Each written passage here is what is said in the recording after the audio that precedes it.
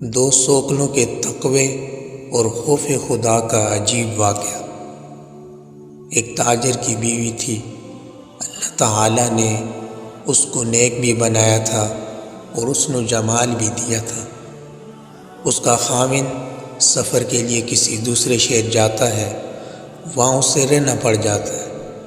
اب اس کی بیوی نے یہ محسوس کیا کہ اس کے خاوند کا قیام وہاں زیادہ ہونے لگا ہے، لہٰذا اسے احساس ہوا کہیں اس نے وہاں دوسرا گھر تو نہیں بنا لیا۔ چنانچہ اس نے اپنی اعتماد والی ایک خادمہ سے کہا، تم اس کے پیچھے جاؤ اور دوسرے شہر میں جہاں رہتا ہے وہاں پڑوسیوں سے جا کر معلومات حاصل کرو۔ جب اس نے وہاں سے معلومات لی تو پتہ چلا کہ چونکہ اسے وہاں 10-15 دن رہنا ہوتا تھا، اس لیے اس نے وہیں کسی عورت سے نکاح کر لیا تھا اور اسے ایک گھر بھی لے کر دیا تھا جہاں وہ جا کر رہتا تھا۔ گناہ تو نہیں تھا، البتہ اس نے دوسرا نکاح کر لیا تھا۔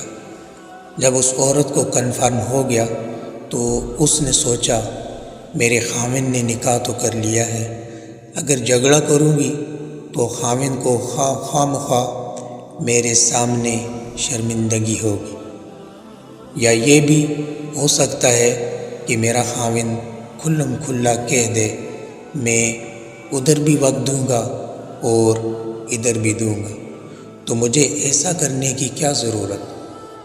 جو محبت کی مساوات میرے اور میرے خاوند کے درمیان ہے، کیوں نہ میں اس کو برقرار رکھوں؟ یہ سوچ کر اس نے پردہ رکھنے کا ارادہ کر لیا۔ چنانچہ وہ اپنے خاوند کے ساتھ اسی محبت کے ساتھ رہتی رہی، حالانکہ اسے یقین تھا کہ جب یہ دوسرے شہر میں کاروبار کے لیے جاتا ہے تو وہاں اس کی دوسری بیوی بھی موجود ہے۔ اللہ کی شان، کچھ مہینوں کے بعد خاوند کی وفات ہو گئی۔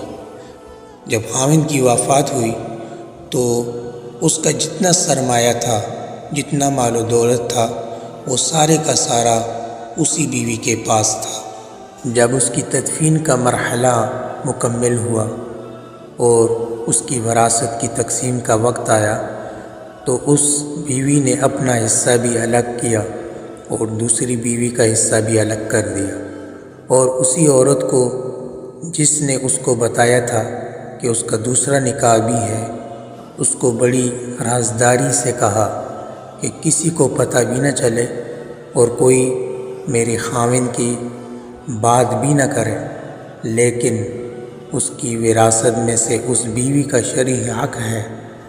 مجھے قیامت کے دن اللہ تعالیٰ کے یہاں جواب دینا ہے، اس کا حق میں نہیں کھا سکتی، لہٰذا یہ پیسے لے جاؤ اور اس سے کہو کہ تمہارے خاوند کی میراث میں سے یہ تمہارا حصہ ہے، اسے وصول کر لو۔ وہ عورت وہ رقم لے کر خاتون کے پاس گئی۔ وہ کافی ساری رقم تھی۔